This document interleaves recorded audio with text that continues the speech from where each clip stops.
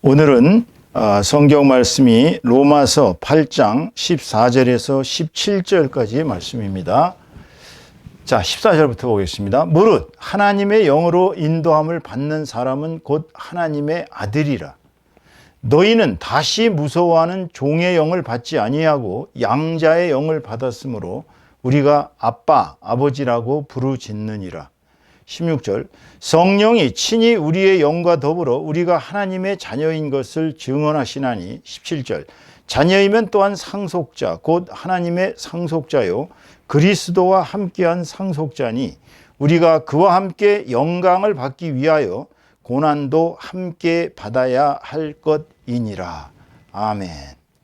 오늘 주 2023년 3월 5일 주일 예배의 설교를 시작하겠습니다. 오늘은 지금 읽으신 로마서 8장 14절에서 17절까지의 말씀을 가지고 왜 우리는 주님의 고난에 참여해야 하는가라는 제목으로 하나님의 은혜를 함께 나누도록 하겠습니다.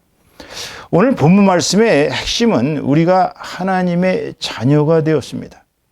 물론 이제 혈통으로 하나님에게 직접 난 예수 그리스도와 같은 친아들은 아닙니다. 그러나 우리는 하나님의 양자가 되었어요. 우리들은 다 하나님의 아들이요 하나님의 딸들이 되었습니다. 그렇기 때문에 예수 그리스도께서 하나님의 나라의 상속자이신 것처럼 우리 또한 예수 그리스도와 함께 하나님 나라의 상속자가 되었습니다. 그러면 이 상속자가 된 우리들은 그 하나님의 영광, 즉 우리는 하나님의 자녀라는 이 세상의 황제의 자식이 아닌 완전 이 온 우주의 주인이신 하나님의 자녀, 하나님의 상속자가 된 이상은 예수 그리스도께서 당하신 그 고난에도 같이 참여를 해야 그 영광도 같이 나눈다. 그러한 본문의 말씀이 되는 것입니다. 사실 이 고난이라는 얘기를 하면 성도들이 별로 좋아하지 않습니다. 이게 오늘날 현대 크리스찬들의 최대 문제점 중에 하나가 고난은 빼버리고 영광만 받으려고 그러는 거예요. 제가 언젠가 설교할 때 낚시밥을 잘 빼먹는 붕어의 얘기를 했던가 아마 그런 기억이 납니다. 낚시를 가보신 분은 알겠지만 이게 웬만한 기술로는 고기 낚기 어렵습니다.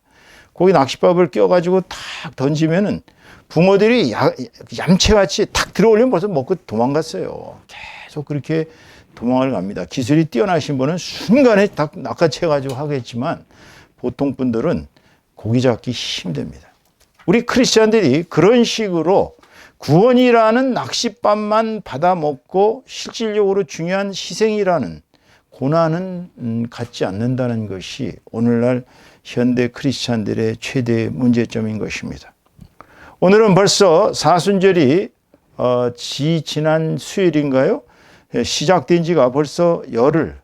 그걸 우리가 열흘을 이제 크리스찬 용어로 1순, 2순 이러는데 사순절이는 아시다시피 수요일 날부터 시작해서 이제 꼭 40일째 되는 날. 그러니까 주일을 빼고 40일째입니다. 주일을 빼고 40일째이기 때문에 4월 8일 날 끝나는 것이 사순절인데 그 사순절 40일 중에 우리가 지금 열흘이 지난 날이에요, 오늘이. 그러니까 1순이 지났습니다. 2순, 3순, 4순이 남았어요. 사순절은 준비의 기간입니다. 주님께서 고난받으신 그 기간을 우리가 정말 주님이 왜 고난을 받으셨는가, 바로 우리 때문에 고난받으셨다라는 사실을 깨닫고 주님의 고난에 참여한다는 의미에서 40일 동안 우리가 경건하게 세상적인 것을 조금 멀리하고 이렇게 좀 주님의 고난에 참여하자는 취지가 사순절입니다. 물론 가톨릭에서 시작된 것이고 개신교 일부에서는 사순절을 미신적 행위라고 반대하는 분들도 있습니다. 그러나 대부분의 개신교 기독교인들은 사순절 기간 동안 뭔가 하나라도 좀 경건하게 보내자. 어떤 분들은 점심을 계속 굶는 금식으로 하는 분들도 있고, 또 어떤 분들은 가난한 이웃을 돕는 구제로다가 하는 분들이 있고, 어떤 분들은 또 성경책을 완독을 한다 그래서 40일 동안을 최대한도로 성경책을 많이 읽는 분들, 여러 가지 형태로 사순절을 지내고들 있습니다. 그런데 오늘날 우리 크리스찬들의 최대 문제점, 아까도 말씀드렸지만 주님의 고난은 참여하지 않습니다. 그리고는 주님의 저 거룩한 영광에만 참여하려고 하는 모순들을 범하고 있어요. 김종국 목사님이라는 분이 네이버 블로그에 전도의 문제점과 전도 훈련이라는 글을 올리신 적이 있습니다. 이것은 이제 한국 교회 교인의 현황을 말씀하셨는데, 제가 거기 네이버 블로그에서 2020년 6월 25일 날 올려놓으신 것을 지금 인용해 보겠습니다. 한국 교회 교인들이 어떤가를 좀 살펴보세요. 2020년이니까 멀지 않은 과거입니다. 첫 번째, 교인 중에 30%는 교회에 봉사한 경험이 없다고 합니다. 두 번째로, 교인 중에 35%는 정기적으로 11조를 안 한답니다. 세 번째로, 교인 중에 40%는 성경을 공부해 본 경험이 없다고 합니다. 네 번째로, 교인 중에 45%는 정기적인 기도를 하지 않는다고 합니다. 다섯 번째로, 교인 중에 50%가 교회에 등록하고도 출석하고 있지 않다고 합니다. 여섯 번째로, 교인 중에 55%는 신앙서적을 한 권도 읽지 않았다고 합니다. 일곱 번째로, 교인 중에 60%는 주중에 한 번도 성경을 읽지 않는다고 합니다. 더 심한 것은 여덟 번째로, 교인 중에 90%는 1년에 단 한 명도 전도하지 못하고 있다고 합니다. 이 정도쯤 되면은 이제 노무현 대통령 얼마 전에 정말 막가자는 것이죠. 예? 아니, 1년 동안 한 명도 전도를 안 한다면 이건 좀 문제가 있는 거 아니겠어요? 그런데 대부분의 교인들이 자기와 자기 가족의 구원에만 만족하고 남들의 구원에는 관심이 없어요.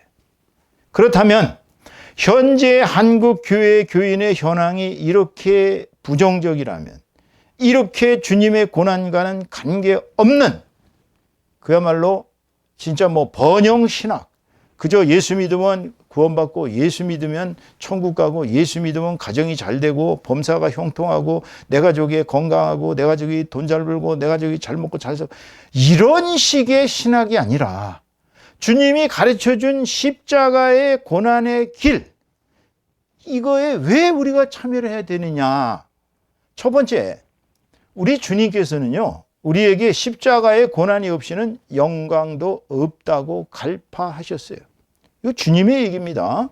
누가복음 14장 27절 말씀을 보면, 누구든지 자기 십자가를 지고 나를 따르지 않는 자도 능히 내 제자가 되지 못하리라 그랬어요. 자기 십자가 고난이에요. 사명입니다. 소명이에요. 내 제자가 되지 못한다. 주님의 제자가 되어 영광을 받을 거 아니겠어요? 그런데 주님은 십자가를 져라. 너 나를 따르려면 십자가를 져라. 네가 십자가를 져야 내 제자가 된다고 분명히 명하셨어요. 그런데 사실 우리가 인생에서 당하는 가장 큰 고난이 뭘까요? 한번 생각해 보세요. 예수께서 우리 보고 고난에 참여하라고 그러셨는데 우리가 당하는 가장 큰 고난이 뭘까요? 여러분들 한번 어떻게 생각하세요? 김 지사님 어떻게 생각하세요? 우리가 이 세상에서 당하는 가장 큰 고난이 뭘까요? 김 지사님 한번 대답해 보세요. 뭐예요? 내가 생각할 때 내가 가장 큰 고난은 뭔 것 같아요? 모르겠어요? 고난을 생각해 본 적이 없어요. 자, 우리가 인생에서 당한 가장 큰 고난은 사실상 주님의 제자가 되기는 됐는데 죄를 짓지 않고 우리 자신의 죄성과 싸워서 주님의 영성을 닮아가는 것이 가장 큰 고난입니다. 사실. 이 세상에서 가장 어려운 일이 죄 안 짓는 길이에요. 사실. 무슨 뭐 남을 구원하고 사실 이것도 중요하지만 보다 더 중요한 것은 내가 죄를 짓지 않고 내 자신의 쓴 뿌리, 내 속에 숨어있는 저 마귀에 속했던 그 죄성을 우리가 싸워 이겨서 주님의 영성을 닮아가는 게 사실은 가장 큰 고난이에요. 히브리서 12장 1절에서 13절까지의 말씀에는 이 점에 대해서 분명히 잘 말씀을 하고 있습니다. 1절. 이러므로 우리에게 구름같이 둘러싼 허다한 증인들이 있으니 모든 무거운 것과 얽매이기 쉬운 죄를 벗어버리고 인내로서 우리 앞에 당한 경주를 하며 2절. 믿음의 주요 또한 또 온전하게 하시는 이인 예수를 바라보자. 그는 그 앞에 있는 기쁨을 위하여 십자가를 참으사 부끄러움을 개의치 아니하시더니 하나님 보좌 우편에 앉으셨느니라. 3절 너희가 피곤하여 낙심하지 않게 하여 죄인들이 이같이 자기의 거역한 일을 참으신 일을 생각하라. 4절 너희가 죄와 싸우되 아직 피 흘리기까지는 대항하지 아니하고. 자, 4절 너희가 죄와 싸우되 아직 피 흘리기까지는 대항하지 아니하고. 5절 또 아들들에게 권하는 것 같이 너희에게 권면하신 말씀도 잊었도다. 일러스되 내 아들아 주의 징계하심을 경히 여기지 말며 그에게 꾸지람을 받을 때에 낙심하지 말라. 6절 주께서 그 사랑하시는 자를 징계하시고 그가 받아들이시는 아들마다 채찍질 하심이라 하였으니. 7절 너희가 참음은 징계를 받기 위함이라. 하나님이 아들과 같이 너희를 대우하시나니 어찌 아버지가 징계하지 않는 아들이 있으리요. 8절 징계는 다 받는 것이거늘 너희에게 없으면 사생자요 친아들이 아니니라. 9절 또 우리 육신의 아버지가 우리를 징계하여도 공경하였거든 하물며 모든 영의 아버지께 더욱 복종하며 살려 하지 않겠느냐. 10절 그들은 잠시 자기의 뜻대로 우리를 징계하였거니와 오직 하나님은 우리의 유익을 위하여 그의 거룩하심에 참여하게 하시느니라. 11절 무릇 징계가 당시에는 즐거워 보이지 않고 슬퍼 보이나 후에 그로 말미암아 연단받은 자들은 의와 평강의 열매를 맺느니라. 12절 그러므로 피곤한 손과 연약한 무릎을 일으켜 세우고. 13절 너희 발을 위하여 곧은 길을 만들어 저는 다리로 하여금 어그러지지 않고 고침을 받게 하라. 핵심은 뭐예요? 죄에 대항하기 위해서는 주님께서 주시는 고난을 달게 받으라는 얘기입니다. 우리가 죄를 이긴다는 것이 이 세상에서 가장 어려운 일이라고 제가 말씀드렸습니다. 주께서는 우리의 죄를 씻게 하기 위해서 우리를 가끔 징계하십니다. 우리가 잘못하면 꿈으로 보이든 목사의 입을 통해서 말씀을 하시든 아니면 가족의 입을 통해서 말하든 죄를 들춰냅니다. 그리하여 우리를 징계에 합당한 행동을 하도록 그렇게 권면을 하세요. 그런데 우리가 이런 것을 깨닫고 여기 나와 있는 대로 지금 죄와 싸우는데 피 흘리기까지 싸운다는 거예요. 여기서 말하는 피라는 것은 무슨 이방인들처럼 칼로 이렇게 찔러가면서 막 피를 내고 이러는 얘기 아니잖아요. 여기서 말하는 건 내 영이 정말 피투성이가 될 만큼 영혼이 팍 피를 흘리면서 이 죄야 주여 이 죄를 이렇게 할 때까지 죄와 싸우라는 얘기예요. 그래야 징계를 받았을 때 우리가 그 징계를 벗어나게 되는 것입니다. 여러분, 이 세상 살이가 처음부터 끝날까지 우리는 죄인이기 때문에 그 죄가 어느 날 갑자기 사라지는 것이 아닙니다. 성령 받았다고 그날로서 할렐루야 성령 받았으니까 이제부터 마음대로 죄 져도 된다 그렇게 되는 게 아니에요. 죽는 그날까지 죄와 싸우며 피투성이가 되도록 여러분의 영혼이 하나님 앞에 온전히 설 수 있게 그렇게 우리는 주님의 고난에 참여하는 것이 사실은 바로 가장 어려운 일이라는 것입니다. 세 번째로 주님이 주시는 미션을 이루기 위해서는요, 우리는 반드시 주님의 고난에 참여해야 돼요. 그러니까 우리에게 주신 미션, 이제 소명이라고 그러죠. 소명. 하나님께서 우리에게 주시는 건 사명입니다. 그건 이제 시킬 사자예요. 네 목숨을 걸고 해라라고 시키는 것이 사명이고, 소명은 우리가 부르심을 받은 것입니다. 하나님께서 이사야 선지자에게 소명을 주셨듯이 네 백성 이스라엘에게 가서 구하라 이렇게 소명을 주셨단 말이에요. 자, 이 미션을 이룬다는 것이 만만한 일이 아니에요. 주님께서 우리에게 미션을 주셨어요. 근데 그 미션은 달성하려면 그냥 슬슬슬 이렇게 되는 것이 아니라 가다 보면 막 쓰러지기도 하고 막 정말 너무너무 힘들어서 고통스러워서 정말 포기하고 싶은 그러한 심정이 드는 그러한 경우가 너무나도 많이 발생합니다. 제가 올해 3월 1일 날 제 의동생하고 한라산 백록댐에 올라가서 이 나라 민족의 통일을 위해서 기도를 하겠다고 오래전부터 계획한 것이지만 결심을 하고서 3월 1일 날 새벽 4시에 일어났습니다. 그랬더니 폭우가 쏟아지는 거예요. 아이고 오늘은 도저히 산에 올라갈 형편이 못 되는 3월 2일 날 하루 자고 올라갔습니다. 물론 우리는 봄으로 생각하고 갔는데 한라산은 봄이 아니라 완전 겨울이었어요. 한라산 정상에 가까울수록 폭풍우가 몰아치고 줄을 잡은 손이 흔들리고 백록담에 섰는데 강풍이 불어닥치고 얼마나 추운지 온 얼굴이 다 얼어붙어서 말도 제대로 안 나고 손은 꽁꽁 얼어가지고 사진을 찍을 그런 힘도 없었습니다. 정말 내려오는 것 자체도 얼음길, 눈길을 거쳐서 내려오는데 물론 백록담 밑에 한 1km서부터 우리가 주님께 기도를 올리면서 갔습니다. 이 민족에게 통일을 주시옵소서. 이 민족이 서로 전쟁하지 않게 하옵소서. 이 민족이 서로 증오하고 서로 싸우지 않게 하여 주옵소서. 평화와 사랑으로 통일되게 하옵소서.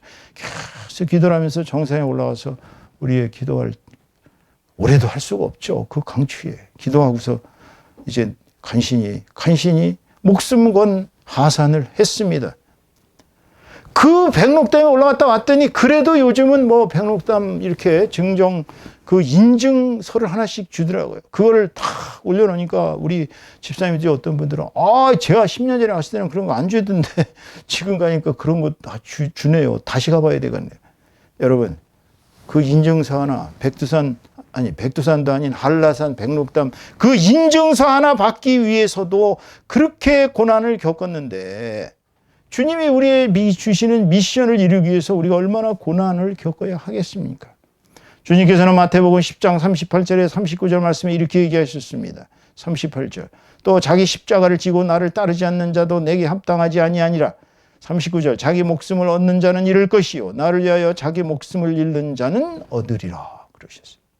자기 십자가를 지고 나를 따라 고난을 두려워하면서 십자가는 안 지고 그냥 저는 주님 저에게 십자가를 지우지 마세요. 저는 그냥 주님의 좋은 것만 영광만 같이 하겠어요. 이런 거는 신자가 아닙니다. 그거는 가짜입니다. 목숨까지도 바칠 만한 각오를 가지고 미션을 이루셔야 됩니다. 그게 주님이 맡기신 우리의 고난입니다. 네 번째로 주님이 맡기신 지금 금방 말씀드렸던 선교와 전도는 사실 이제 내가 구원됐어요. 내가 성령 받았어요. 내가 이제 예수님을 믿고 예수님의 성령이 나한테 임해서 하나님과 예수님과 나는 삼위일체 하나님이 되었습니다. 이제 나는 하나님 속에 있는 작은 신이 되었어요. 그런데 내가 나를 구원했다 그래서 이제 굿바이. 나 혼자 평화롭게 살다가 나 혼자 즐겁게 살다가 남들은 죽든 말든 나는 이제 죽으면 잘 있어요. 잘 가세요. 하고서 이제 나는 천국에 가느냐? 아니에요. 내가 구원됐으면 남도 구원해서 그게 주님의 고난에 참여하는 길이에요. 그러니까 주님은 우리에게 남들을 구하라고 우리를 구원하신 것이지 너만 구원하고 네 가족만 구원하라는 게 아니에요. 이게 바로 전도와 선교가 얼마나 어려운 고난의 길인지를 전도해보고 선교해본 사람은 압니다. 제가 보스턴에서 사역을 할 때 전도사로 사역을 할 때 한 사람을 무려 15번을 찾아간 적이 있습니다. 1년 3개월 그 교회에서 제가 전도하는 전도사로 세일즈맨처럼 집집마다 다니면서 전도를 했는데 그 사람을 15번 찾아갔어요. 피성도입니다. 부모님이 불행하게도 인간들에게 고난을 받아서 자살로 생을 마감하고 사람들에 대한 상처가 너무나 심하고 교회 나오는 걸 덜덜덜 떱니다. 그런데도 그분은 주변에 저희가 하도 열심히 전도를 하니까 교회를 나오셨어요. 여러분, 사람 하나 구원하기가 그렇게 어려워요. 전도요? 진짜 전도는 우리가 하는 게 아닙니다. 성령께서 하시는. 우리는 그저 열심히 가서 복음을 전하고 기도해주고 그 사람을 위해서 정말 우리가 모범적으로 살면서 우리의 모든 것을 그에게 갖다 바치고 하나님께서 역사하시도록 그렇게 노력을 할 때 겨우 전도되는 것입니다. 마태복음 19장 마태복음의 그 끝에 보면 38절인가요? 19절 20절 보면 분명히 주님께서 우리에게 전도의 사명을 맡기셨습니다. 주님은 우리에게 모든 사람들을 가서 전도하라고 얘기하고 있습니다. 28절입니다. 마태복음 28장 19절에서 20절 보면 그러므로 너희는 가서 모든 민족을 제자로 삼아 아버지와 아들과 성령의 이름으로 세례를 베풀고 20절 내가 너희에게 분부한 모든 것을 가르쳐 지키게 하라. 볼지어다 내가 세상 끝날까지 항상 너희와 항상 함께 있으리라 하시니. 전도와 선교는 주님이 우리에게 주신 고난의 길입니다. 정말 힘든 길이에요. 그러나 가야 할 길입니다. 전도 안 하시는 분, 선교 안 하시는 분, 여러분은 예수님의 제자로서 지금 가장 중요한 고난을 빼먹고 계시는 겁니다. 마태복음 5장 16절에 보면 이렇게 말씀하고 계십니다. 이같이 너희 빛을 사람 앞에 비치게 하여 저희로 너의 착한 행실을 보고 하늘에 계신 너희 아버지께 영광을 돌리게 하라. 이 전도의 방법입니다. 전도의 제일 중요한 것은 말로 하는 게 아니에요. 그 사람의 행동, 그 사람의 인품, 저 사람이 나를 보고 예수 그리스도의 제자라는 것을 흠모할 만큼, 야, 저 사람을 보니까 예수 그리스도가 어떤 분인지를 알겠다. 나도 저 사람 따라 교회에 갈래. 나도 저 사람 따라 예수 믿을래. 이렇게 착한 사람이 돼야 됩니다. 그 웬만한 건 다 참아야 돼요. 베드로전서 2장 12절에 보면 너희가 이방인 중에서 행실을 선하게 가져 너희를 악행한다고 비방하는 자들로 하여금 너희 선한 일을 보고 권고하시는 날에 하나님께 영광을 돌리게 하려 함이라. 로마가 지중해 세계를 지배하고 있을 때 여러분도 알다시피 그들은 정말 음란하고 정말 죄가 많은 민족들이었습니다. 그들은 인간을 노예로 부렸고요. 검투사를 써서 사자와 싸우게 하고요. 사람들을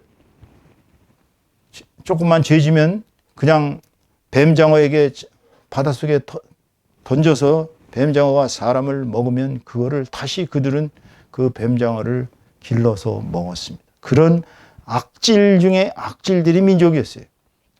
그런데 당시에 크리스찬들은 여기 나와 있는 중에 행실이 남과 틀렸습니다. 물론 그 악소문이 많이 퍼졌죠. 근친상간한 데더라. 걔네들은 형제 자매들과 결혼하고 그리고 걔네들은 피를 먹는 데더라. 식인종이더라. 예술한 사람의 시체를 가져다가 살을 떼먹고 피를 먹고 그런 데더라. 그러면서 악당들이라고 그렇게 나쁘게 비방을 했어요.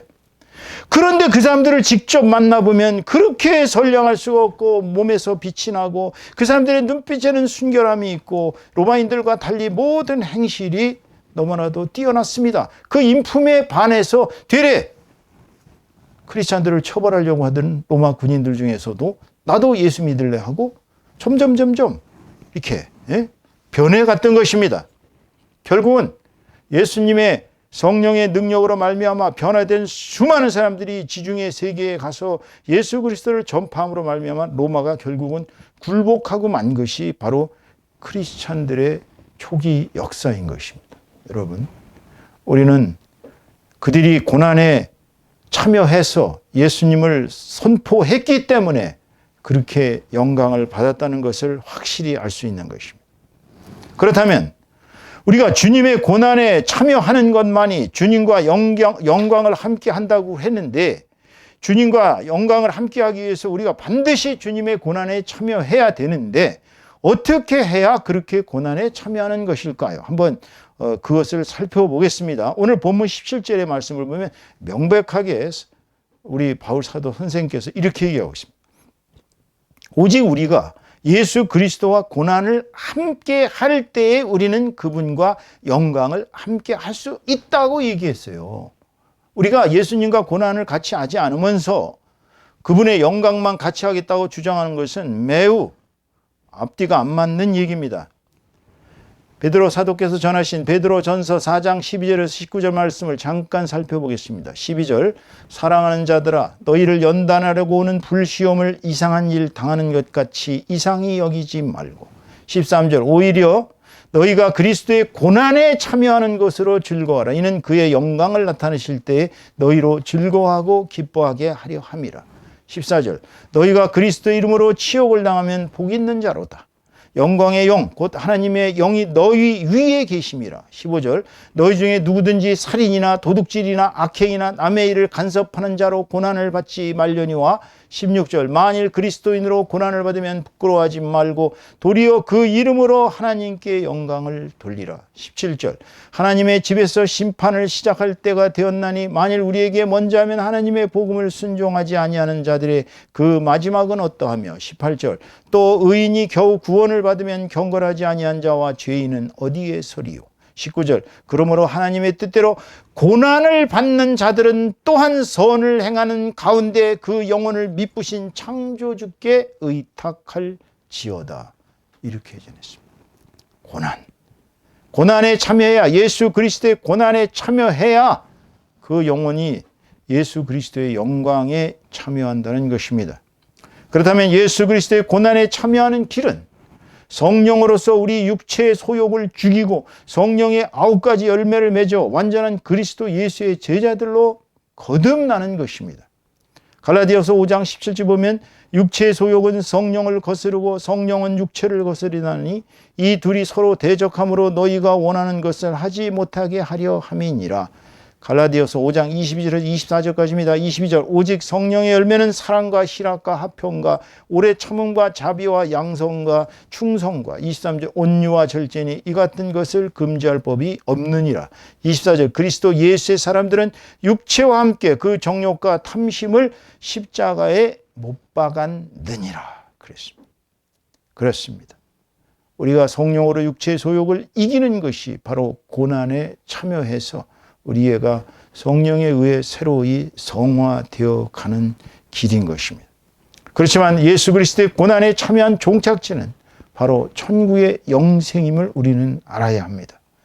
천국의 영생이 있기 때문에 우리는 소망을 가지고 모든 고난과 싸워 이겨낼 수가 있다는 얘기예요. 만일에 예수 그리스도를 믿고 고난을 받고 고통당하다 그냥 죽었는데 아무것도 뒤에 없이 그냥 안녕히 가세요 하고 깨끗하게 없어진다면 우리는 정말 희망도 없는, 부활이 없다면 정말 우리는 아무런 가치 있는 인생이 아닌 것입니다. 그거는 정말 사기에 당한 것이나 마찬가지예요. 그런데 왜 수많은 우리의 믿음의 선진들이 그렇게 고난 속에서도 끝까지 천국의 영생의 소망을 갖고 살았겠어요? 바로 그분들은 천국의 영생이라는 영원한 생명의 면류관이 있다는 확신이 있었기 때문에. 희망이 없으면 우리 인생을 살 수 없습니다. 우리가 예수 그리스도의 고난의 길, 즉 십자가의 길인 자기 죄성의 소멸을 통한 성화, 십자가의 길입니다. 소명의 완수, 선교와 전도의 고난.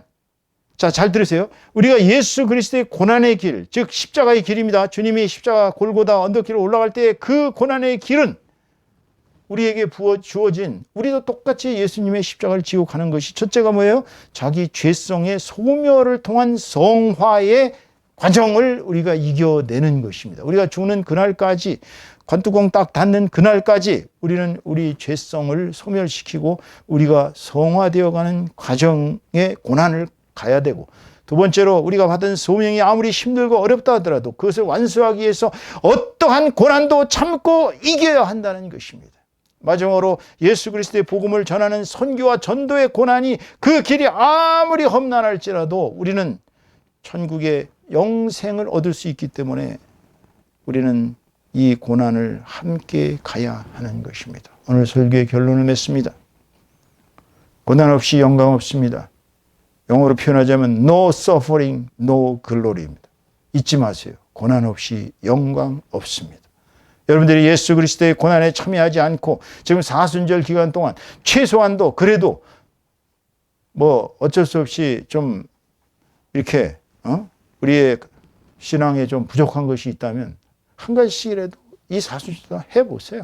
하다못해 뭐 좀 기도라도 좀 하루에 5분씩이라도 더 늘려본다든지, 성경책이라도 열심히 읽어본다든지, 뭐 금식은 힘들면은 뭐 정말 너무 육식 이런 것도 좀 조금씩 줄여본다든지, 하여튼 한번 우리는 그리스도께서 당하신 고난의 이 시간을 생각하면서 우리는 그리스도인들은 주님의 고난을 같이 하는 것을 두려워해서는 안 됩니다.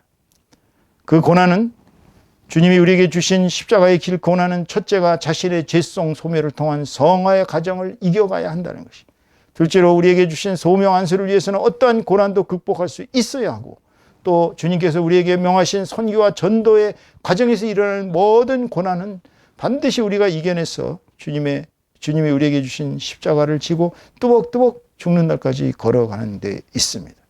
그래서 예수 그리스도의 고난은 우리가 천국 영생의 소망을 굳건히 가지고 성령을 통해서 우리 육체의 소욕을 이겨내면서 성령의 9가지 열매를 맺음으로써 극복이 되는 것입니다. 그래서 우리가 예수 그리스도의 고난에 참여해서 그분과 영광을 함께 할 때, 처음에는 고난의 길을 가야 합니다. 그러나 궁극적으로는 그분과 함께 생명의 멸관을 천국에서 얻고 우리는 영원한 영생의 그 영광을 획득하게 됩니다. 그때는 우리는 이제 하나님과 예수 그리스도와 성령께서 함께 하시는 그 거룩한 천상의 교회의 한 일원으로서 어떠한 임금, 어떠한 재벌, 어떠한 권력자보다도 더 막강한 영원한 생명이라는 최고의 영광의 면류관을 획득하는 저와 여러분이 다 되시는 것입니다. 이제 사순절 열흘을 지나 이제 내일부터 또 열 하루째가 시작이 됩니다. 여러분들 이 사순절 기간 동안 부디 예수 그리스도의 고난에 참여하심으로 말미암아 궁극적으로 그분과 함께 영광을 같이 나누고 천국의 영생의 면류관을 획득하시는 저와 여러분 다 되시기를 주님의 이름으로 축원합니다. 축원합니다.